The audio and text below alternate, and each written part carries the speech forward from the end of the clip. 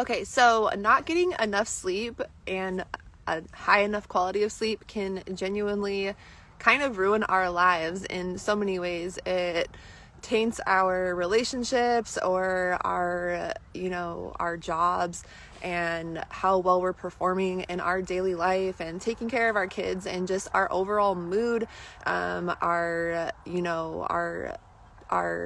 drive, our S drive, there are a lot of reasons that we need to get high quality sleep, especially if we're not getting enough of it.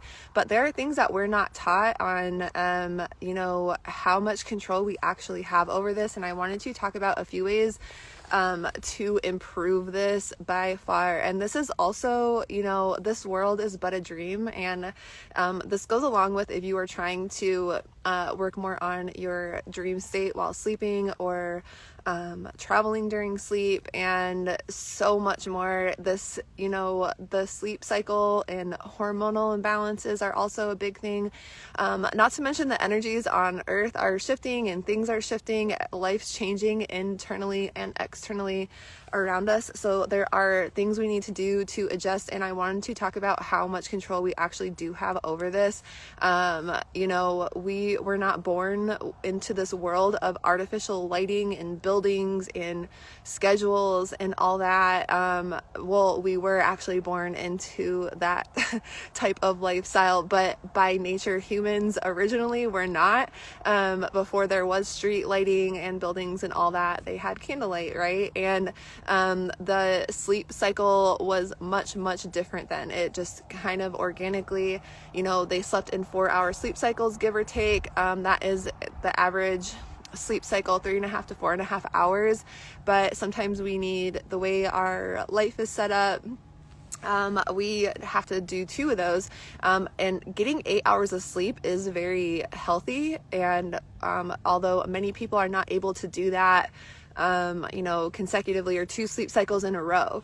And then therefore many people think there's something wrong with them. They can't sleep well or go get medication or, the day's ruined or just sucks because they're not able to, feel well because they're not able to sleep a full solid 8 hours. So, I wanted to talk about how to easily improve that because first of all, lighting, we can talk about that. Lighting is something that we are not taught how much control it has over our sleep and when it hits our pineal gland. So how we sleep, whether or not we have lighting in our room is going to be one main factor, but also the first time we see daylight. And how I learned about through much of this, although I have done a lot of the sciences and have done a lot of pre-med and biologies and etc. and holistic medicine during this school period for 4 years of it anyways that I was in school. I didn't necessarily learn this in school at the time. I learned it through my own studies and through trial because I legitimately did not have an 8-hour time period available for me to try to sleep. And trust me, I was just ran into the ground in so many ways, energetically, but just emotionally and mentally and everything. There legitimately was not an 8-hour time period if I wanted it to try to sleep. So I had to learn how to master this and control dream state. So many people do this in, military and a lot of other type of training, but especially if you're trying to control your dreams or how good you feel, if you want to wake up not tired. So, lighting is the first thing. Lighting, and when we get lighting and when we're exposed to light and our pineal gland which controls our circadian rhythm and all that, right? That is going to be the first and foremost thing. So I do believe that what time you were born sometimes kind of affects if you're an all-nighter type of person in general. I was born more so in the PM. I don't know if this is why, but some of us kind of wake up at night. In my case, that's that for me too. I heard something, but I didn't know if it was coyotes or people, and that's people. But, so basically, I typically do stay awake my mind kind of works at night if I haven't trained myself to sleep right. But I want to talk about all the reasons, 4 in particular main reasons that you can seriously get high quality sleep, a really great dream state, and wake up energized. These are 4 things that affect it. more than anything. So lighting is one of them. If we are sleeping with any type of light coming in our room during the time period that we are in there to sleep, that is huge. So we want to sleep in a pitch black room. This also affects our other hormones, and for women, when our menstrual cycle, which I do have in another video about the menstrual cycle and how to regulate a cycle, but how much light we get at night is part of it. So even if it is a full moon, we're going to have much more light come through our window than when it's a new moon and we don't see it in the sky. So, sleeping with coverage over our room during, sleeping in a pitch black room, which means we need to have covers over our blinds at night. So, and we're not waking up from sunlight or daylight at 5 a.m. or whatever time it may be. We need that not coming through our windows. So sleeping in a pitch black room. If you must sleep with a nightlight, then keep it on the opposite side of the room, nowhere near your bed, maybe, if that's an option or possibility. Of course, screen time on our phone, having a TV on. A TV should never ever be slept with on for many reasons, and programming is one of them. But I don't even I will never even have a TV in a bedroom. That's just never gonna happen. But sleeping with a TV on, when we have if we're on our cell phones late, we already know that's obvious light into our eyes. All light that goes into our eyes goes straight to our pineal gland, right? So also the what was I going to say? The lighting, to have a dim lighting in the house. We shouldn't have all these lights blaring on in our house, but even throughout the day, it's really nice. It's just a nicer ambiance if we have more dim, soft, pretty lighting, as opposed to these big, ugly, blaring, standard bright white lights. So having softer light and having the lights out at night as dim as possible until bedtime is another recommendation. So another thing is that when we are first exposed to light will affect how early we go to sleep. So if we are somebody that is typically up really late at night and we can't sleep,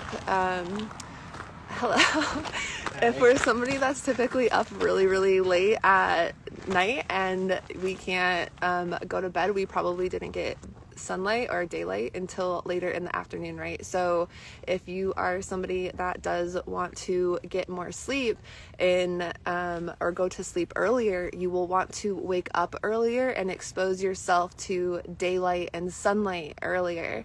So if you typically don't wake up till 2 or 4 p.m.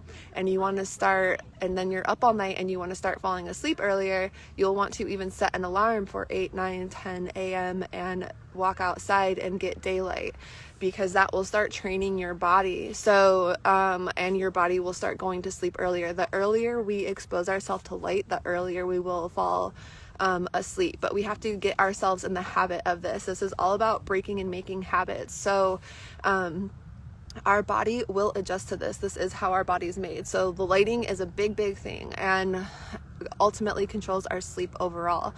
So that is one thing. And then the other thing, especially if we are trying to work on our dream state or traveling in sleep or anything like that, is when we eat, and definitely what we eat. So diet is huge. But when we eat, the thing is if we are eating 6 or less hours before sleep, our body is physically, literally, technically not sleeping. It is working and processing the food. So if we want to, we're not actually sleeping. Our body's working. So that is a big thing on improving the quality of sleep, because sleep is ultimately more about the quality than it is the quantity. So if we do want to get more high quality sleep and not wake up tired, or we want to have better dreams or remember our dreams or do things in our sleep state, we need to try to not eat, because our body is not sleeping while it's processing food. But the type of food that we eat is also a big factor, because chemicals and toxins and everything, right? But also because of, if we're eating food that is hard to process and we're eating highly processed food, it is more stagnant. It takes more energy, and it is more difficult to process in the body, which requires more energy of the body. So it's not just the nutrients that we're not getting when we're eating processed food, it is also the energy it takes to process it. So if our body is using all this energy to process this food, that is taking energy from us. So that is another reason we will wake up more tired and feel more sluggish, because our body is working so hard to process this processed food. So of course, the more high energy food, high vibrational, the more fresh the food is, the easier it's going to process, and we're going to feel better from the energy standpoint alone, not to mention we're actually getting nutrients and feeding our cells. So our sleep cycle affects everything. This is the menstrual cycle for women as well, but this is also the mood, hormonally. This is depression. This is how good we feel. This is our energetic drive, our creativity, everything. We all need high quality sleep. There are so many changes going on.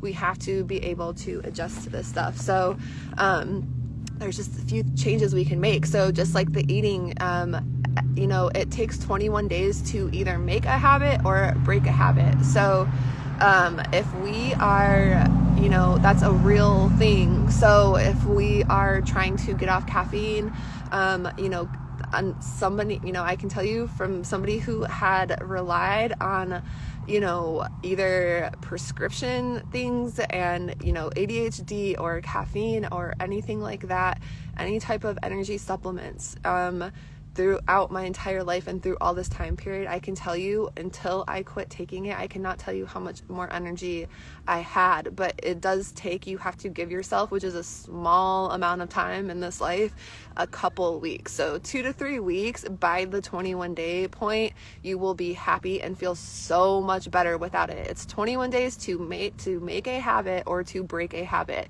And I definitely believe in that. I've had to do it with many things. If it was quitting coffee or lattes or gluten or anything, not to mention to create a habit, the 21 day mark. So if you can deal with that sluggish, that you think you need that caffeine for up to 21 days, it absolutely does make you more tired. And what happened was I quit drinking it for a long time, and then I started drinking it again, and then I started waking up tired again, and then needing coffee again, and immediately nip that in the bud, because it is not beneficial. It does absolutely make you more tired physically, technically, scientifically. That is true. So the other thing I wanted to talk about, so let's see, the lighting is first and foremost.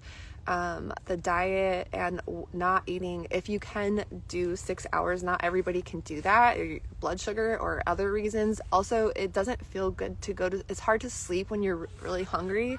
So even if it's, trying to eat like a half a banana or something, an hour or two before sleep or whatever it may be, you have to do what works for you. And that's what's really big about anything in life, and with your sleep, is being able to adjust to what's going on around you and your schedule with yourself. So the other main thing that really changed my freaking life all around is power naps. And I was somebody, if you're that person, I promise you, if I can do it, you can do it, who swore I could never ever be that person. I don't do power naps, because if I nap, it's going to be 2 to 4 hours or something, right? And I can't do that. I can't do a power nap. My body's not made like that. Well, there's a reason for this. So, they're legitimately called power naps because they give you more power. But the key is with power naps is you cannot go over 40 minutes. Never go over 40 minutes. I like 30 minutes tops. I like to take 20-minute power naps. You can do 10 minutes, but 2 zillion% of the time, once I've mastered power naps, and every single one of them I have ever taken, 100, 100, 1 zillion, 2 zillion% of the time, I always woke up more energized than I ever initially did in the first place, in the first time, in the first day, in that day. Typically, if you take a nap, you wake up more groggy and tired, and you're never the same, and it's you're done for, the day is done for.